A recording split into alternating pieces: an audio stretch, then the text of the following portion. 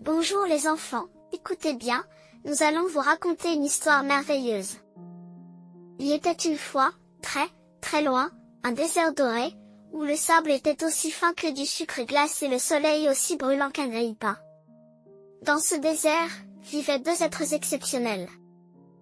L'un était un marchand de soie, vêtu d'une robe scintillante, et son chameau transportait 5 pièces de la plus belle soie du monde, rouges comme des cerises, bleues comme le ciel et dorées comme du miel. Il aimait toujours dire, « Ma soie est plus précieuse que le manteau du roi ». L'autre était un marchand d'eau, il portait une gourde bien remplie sur son dos et marchait en faisant un bruit de claquement. Il disait toujours en souriant, « Mon eau est plus précieuse que les émeraudes du désert ». Un jour, une terrible tempête de sable éclata soudainement. Ouah ouah! Le vent rugissait comme un lion furieux, et le sable roulait comme des vagues. Quand le vent cessa, oh, c'était terrible. La caravane disparut, ne laissant que le marchand de soie et le marchand d'eau, et une petite oasis. Devinez. Regardez, que va-t-il se passer ensuite? Le marchand de soie a de la soie, mais peut-on manger de la soie? Non. Le vendeur d'eau a de l'eau, mais peut-on porter de l'eau comme vêtement? Non. Alors, la transaction la plus magique commença, la première fois, la deuxième fois, la troisième fois. Chaque échange est plein de pièges. Les enfants, qui, selon vous, finira par avoir une grande richesse? Est-ce le marchand de soie qui a si soif que sa gorge fume en tenant la soie? Ou le vendeur d'eau qui grelotte de froid en tenant l'eau? Ne vous inquiétez pas, laissez-moi vous le dire lentement. Sous le soleil brûlant l'immense mer de sable doré, une caravane rencontra malheureusement une soudaine tempête de sable. Lorsque le vent et le sable se calmèrent, seules deux personnes restèrent coincées dans une petite oasis, l'une était l'élégant marchand de soie Alain, et l'autre le simple vendeur d'eau Cassim. Alain tapota la poussière. Il ôta sa luxueuse robe et regarda les objets éparpillés avec agacement. Sur ces 30 pièces de soie de haute qualité, seules 5 étaient intactes. Au moins, il y a celle-ci, se consolait-il, ces soies peuvent être échangées contre un petit palais en ville. Non loin de là, Cassim s'affairait à ramasser des sacs d'eau éparpillés. L'homme d'âge mûr à la peau sombre les compta et sourit de satisfaction. 12 sacs d'eau, à boire avec modération, de quoi permettre à une personne de survivre 15 jours. Le premier jour, ils vécurent en paix. Aran essuya la sueur de son front avec un mouchoir brodé de fils d'or, tandis que Cassim sirotait avec précaution la précieuse eau. À la tombée de la nuit, la température dans le désert chuta brusquement.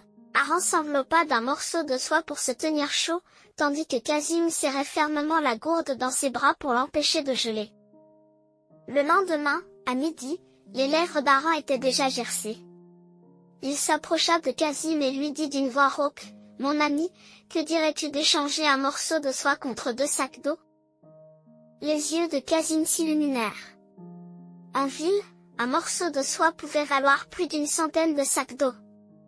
Il réprima son excitation et fit semblant de réfléchir un instant. « Bon, puisque nous sommes tous les deux dans le pétrin. » Une fois le marché conclu, Alain but prudemment un sac d'eau fraîche, tandis que Cassim caressait tendrement la soie lisse, imaginant la richesse qu'il aurait à son retour en ville. Le troisième jour, Alain échangea un morceau de soie contre 2 sacs d'eau. Cette fois, Cassim ne fit même pas semblant d'hésiter et accepta immédiatement le marché. Alain calcula la quantité d'eau qu'il consommerait et cacha discrètement l'un des sacs. Le quatrième jour, lorsqu'Alain proposa à nouveau le même marché, Cassim changea d'avis. Attends, il toucha sa barbe clairsemée sur son menton, la situation est différente maintenant. Je veux un morceau de soie contre un sac d'eau. Alain fronça les sourcils, c'est contre les règles. Les règles, prit Cassim, son rire sec comme le vent dans le désert. Ici, l'eau est la règle. En voyant les lèvres gercées d'Alain, Cassim comprit qu'il avait le dessus. Après réflexion, Alain demanda à Cassim, « Puis-je échanger toute ma soie contre toute l'eau qui te reste ?» Non, je ne peux échanger que la moitié de l'eau, calcula Cassim. D'accord, échange contre la moitié de ton eau, accepta Alain. Alain a maintenant 5 sacs d'eau, Cassim 4 sacs d'eau et 5 pièces de soie en échange. Au fil du temps, Cassim comptait sa soie chaque jour 5 pièces de soie de haute qualité et inestimable. Il se croyait très riche et commença à ne plus se soucier de rien. Il buvait un sac d'eau par jour. Alain calcula soigneusement sa consommation d'eau et ne buvait que la majeure partie du sac chaque jour. 5 jours plus tard, la situation s'inversa. L'eau de Cassim était terminée et il commença à lécher ses lèvres gercées avec anxiété. Alain avait encore un sac d'eau et la buvait à petites gorgées. Maître Alain, la voix de Cassim était rauque comme du sable frotté, puis-je échanger un morceau de soie contre un peu de ton eau? Alain secoua la tête, à quoi sert la soie dans le désert? Alors, 2 morceaux de soie contre ton sac d'eau? Alain regarda l'horizon lointain, regarde, il y a des nuages noirs dans le ciel, il va peut-être pleuvoir bientôt. D'ailleurs, il secoua le sac d'eau, il ne me reste plus beaucoup d'eau. Une lueur de désespoir passa dans les yeux de Cassim. Il s'agenouilla soudain, 3 morceaux de soie. 3 morceaux de soie contre ton sac d'eau. Alain soupira, il y a 5 jours, tu as refusé d'échanger un sac d'eau contre un morceau de soie. Maintenant, je veux 5 morceaux de soie contre ce demi-sac d'eau. Les yeux de Cassim s'écarquillèrent, 5 morceaux? Mais je n'en ai que 5. Alain but l'eau en silence et cessa de parler. Finalement, la soif l'emporta sur la raison. Cassim céda toute la soie en échange d'un demi-sac d'eau vitale. Cette nuit-là, la pluie tant attendue s'abattit enfin sur le désert. Tous deux ouvrirent les bras pour accueillir la pluie et burent à pleines dents. Le ruisseau formé par la pluie traversa l'oasis. Alain trempa et lava soigneusement les 5 pièces de soie. Et Cassim ne put que regarder la richesse qui lui avait appartenu revenir entre les mains d'Alain. C'est ainsi que, lorsque l'équipe de secours à dos de chameau apparut au bout du désert avec un « ding ding dong dong », l'histoire d'Alain et Cassim prit fin. Alain secoua la soie lavée, et elle était toujours aussi belle que le coucher du soleil. Il sourit et dit à Cassim, « Ami, dans les moments les plus difficiles, nous avons échangé non seulement de l'eau et de la soie, mais aussi de la sagesse, la connaissance de ce qui est vraiment important. » Cassim se gratta la tête et sourit d'un air gêné. « Oui, si je n'avais pas été avide, je ne serais pas les mains vides maintenant. » Alain prit un morceau de soie bleu ciel du chameau et le déposa délicatement sur les épaules de Cassim. « Pour toi, c'est un cadeau que le désert nous a appris.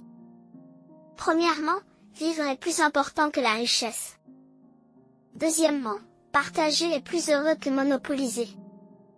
Troisièmement, il cligna des yeux, la prochaine fois que tu rencontres une tempête de sable, n'oublie pas de tenir d'abord la poche d'eau. » Tout de rire, et même le chameau renifla, comme pour dire, tu aurais dû être si intelligent il y a longtemps. Les enfants, l'avez-vous deviné? Le véritable trésor n'est ni la soie, ni l'eau, mais savoir choisir quand il le faut et apprendre à grandir après avoir fait des erreurs. Tout comme le clair de lune dans le désert, illuminant les perdus. La sagesse illuminera aussi chaque petit cœur prêt à écouter l'histoire. Bon, l'histoire est terminée, bonne nuit, à la prochaine.